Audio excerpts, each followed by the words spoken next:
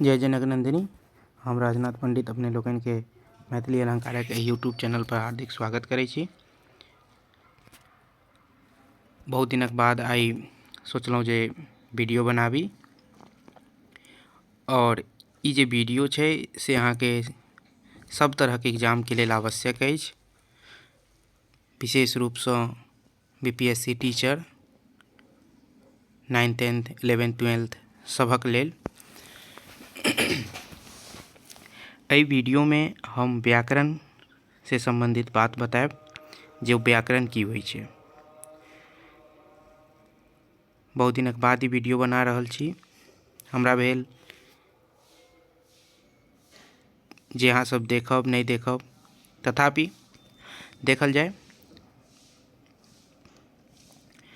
व्याकरण, मैथिली व्याकरण, भाषा की होइ छै और व्याकरण की होइ छै, एहि संदर्भ में चलू शुरू करै छी। देखियो ई टेक्स्ट बुक छै, डायरेक्ट टेक्स्ट बुक से हम बता रहल छी और भ सके में स्पष्ट नहीं दिखाई पड़े। भाषा शब्दक संस्कृत, भाषा शब्द संस्कृत के भाष धातु से आयल अछि। ठीक छै, भाषा जे शब्द छै कोन धातु से आयल छै? भाष धातु से। ये धातु छै भाष धातु। एहि भाष धातु से भाषा बनल छै, जकर अर्थ होइ छै व्यक्त वाणी। जकर अर्थ की भेलै? माने व्यक्त वाणी। एकर अर्थ भेलै भाषा के, भाष के अर्थ भेलै व्यक्त वाणी। जे वाणी निकले छै से भेलै अहाँके। एहि भाष धातु के अर्थ में भाषाक सब लक्षण निहित अछि। कोनो वस्तु वा दृश्य के देख मानवक मन में नाना प्रकार के इच्छा उत्पन्न होइ छै, मुदा जाधरि इच्छा के प्रकट नहीं कयल जायत ताधरि ओकर कोनो अर्थ नहीं होइत अछि। एकर संगे दोसराक भाव के सेहो जनबाक प्रयोजन होइ छै। मतलब कहबाक तात्पर्य छै जे हम कोनो भाव, कोनो विचार छै, कोनो बात छै, ओकरा अपना भाव से कहलिए और अगर जो भाव नहीं बुझते तो भाषा केना हेतै? सामने वाला के बुझबाको चाही। अतएव एहि लेल एक माध्यम के आवश्यकता होइ छै, सएह भेल भाषा। और अपन भाव के, अपन विचार के बुझावे के लेल जेकरा आवश्यकता होइ छै जे चीज के, ओहे भेलै भाषा। संक्षेप में आब देखल जाए की होइ छै भाषा। संक्षेप में कहल जाए तऽ भाषा एहन माध्यम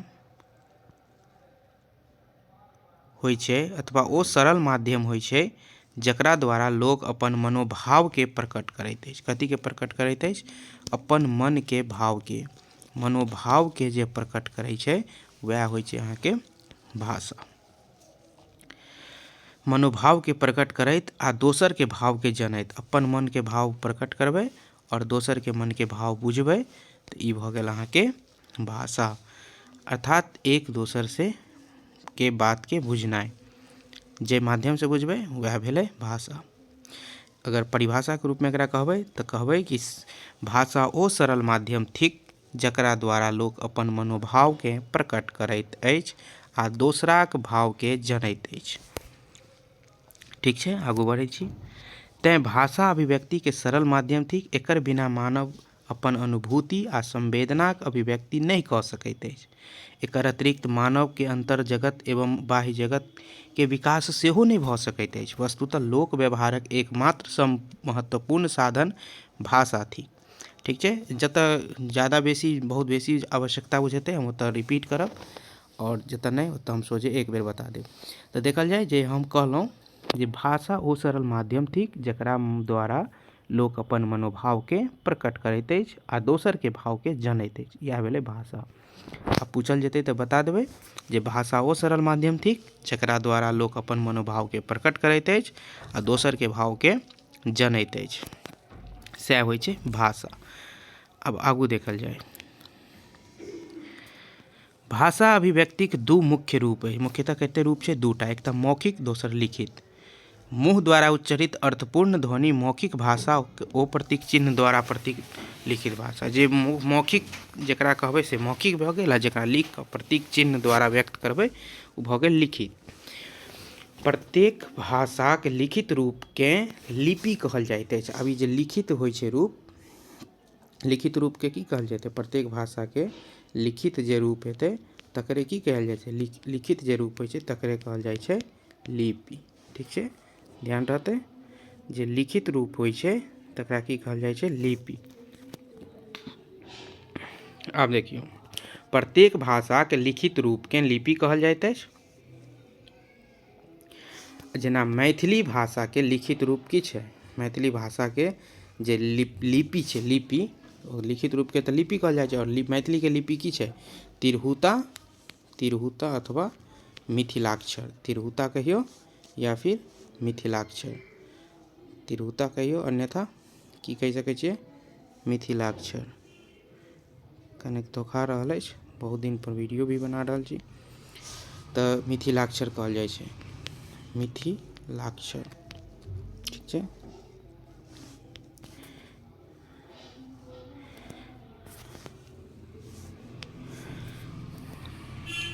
भाषाक प्रवाह नदीक धारा सदृश होइत अछि। अनेक कारणे भाषा बदलैत रहैत अछि। एकै समयमे स्थान भेदे भाषामे उच्चारण ओ वर्तनीगत वैषम्य भऽ सकैत अछि। जेनाकि मधुबनी, सहरसा, समस्तीपुर, पूर्णिया आदि विभिन्न स्थानके लोकके उच्चारणमे भेद संभव अइ, उच्चारणमे अंतर अबै छै, मुदा ई अंतर जीवंत भाषाक लक्षण थिक। ई जे अंतरो आबै छै ने, जेनाकि मधुबनीके लोक किछु केतना विशुद्ध मैथिली बाजै छै, पूर्णियाके कनेक चेंज रहत, सहरसाके से कनेक चेंज रहत। तऽ ई जे अंतर आबै छै, इएह जे छै, ई अंतर एनाइ आवश्यक छै, ई अंतर आबै छै, ई स्वाभाविक छै। ठीक छै, और यह अंतर जे छै से भाषाके जीवंत राखै छै। लागै छै कि हाँ, भाषा जे छै से जीवित छै, जीवंत राखै छै। मुदा लिखित भाषामे यथासंभव एकरूपता आवश्यक। तऽ भाषा बाजैमे तऽ ठीक छै, अंतर रहतै, लेकिन लेखनमे की हेतै? लिखित रूपमे जे ओ जतेक भऽ सकै यथासंभव एकरूपता जरूरी छै। एक रंगके सब गोटा लिखी, चाहे ओ सहरसाके होय, पूर्णियाके होय, चाहे मधुबनी दरभंगाके होय, सभक की छै? एकरूपता एनाइ आवश्यक छै। तेँ भाषाके व्यवस्थित रखबाक लेल किछु नियमके आवश्यकता अछि, सएह व्याकरण कहबैत अछि। व्याकरण कोनो भाषाके आत्मा होइ छै। एकरा बिना जे छै से सर्वत्र अराजकता पसरि जायत। अगर भाषा नहीं रहतै, लेखन ठीकसँ नहीं हेतै, एक रंग नहीं रहतै, तऽ की हेतै? व्याकरण नहीं रहतै तऽ की हेतै?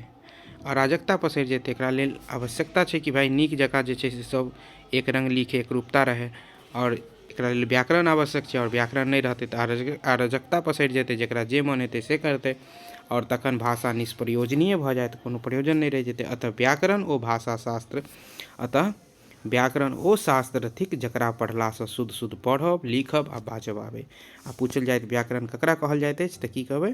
जे व्याकरण ओ शास्त्र थिक जकरा पढ़लासँ शुद्ध शुद्ध पढ़ब, लिखब आ बाजब आबै। ठीक छै, पढ़े आबै, लिखे आबै और बाजे आबै। जकरा पढ़लासँ की हेतै? पढ़े आबि जायत, लिखे आबि जायत और बाजे आबि जायत, शुद्ध शुद्ध। ठीक छै, तऽ से ध्यान देबाक अछि, तकरा कहल जाइ छै व्याकरण। आब देखियौ, प्रत्येक भाषाके व्याकरणक अपन विशेषता होइत अछि। पहिने भाषा आ बादमे ओकर व्याकरणक निर्माण होइत छै। भाषाक मानक रूपक लेल व्याकरण नितान्त आवश्यक अछि। भाषाक स्वरूपमे एकरूपता अनबाक काज व्याकरण करैत अछि। और भाषाके जे एक रंग भाषा चलै, भाषाके स्वरूप एक रंग रहै, तकरा काज के करै छै? तकर काज करै छै व्याकरण। ठीक छै, अध्ययनके सुविधाके अनुसार व्याकरणके 5 भागमे बाँटल गेल अछि। अध्ययनके लेल व्याकरणके, संपूर्ण व्याकरणके कते भागमे बाँटल गेल छै? 5 भागमे। ठीक छै, पहिल छै वर्ण विचार, दोसर छै शब्द विचार, वर्ण विचार, दोसर छै शब्द विचार, तेसर छै वाक्य विचार, चारिम छै चिन्ह विचार, और तकर बाद छै छंद विचार। ठीक छै, यह जे छै छंद एतऽ लिख दै छी, छंद विचार। ठीक छै, व्याकरण के 5 भाग में बाँटल गेल छै, वर्ण विचार, शब्द विचार, वाक्य विचार, चिन्ह विचार और छंद विचार। तो आउ हम अहाँ के प्रश्न के पूछल जाए कि की सब छै। भाषा सबसे पहिने कहल जाए जे की होइ छै, तऽ एखन बतेने छलहुँ भाषा, देखने चलिए भाषा बतेने छलहुँ एहिठाम जे ओ सरल साधन थिक जकरा माध्यम से लोक अपन मनोभाव के प्रकट करैत अछि, दोसर भाव के जनैत अछि। ई भऽ गेल भाषा। ओकर बाद चले भाषा और लिपि में अंतर। चलिए भाषा आ लिपि में अंतर। तो भाषा जे होइ छै से मौखिक होइ छै और लिपि में जे छै से लिखित होइ छै, ठीक छै। और सब भाषा के अपन अपन लिपि होइ छै। हाँ अथवा नहीं में उत्तर दी। ये प्रश्न है से देख लिया। भाषा के रूप अपरिवर्तनशील है, भाषा अपरिवर्तनशील है। अब सही है कि गलत, हाँ आ कि नहीं।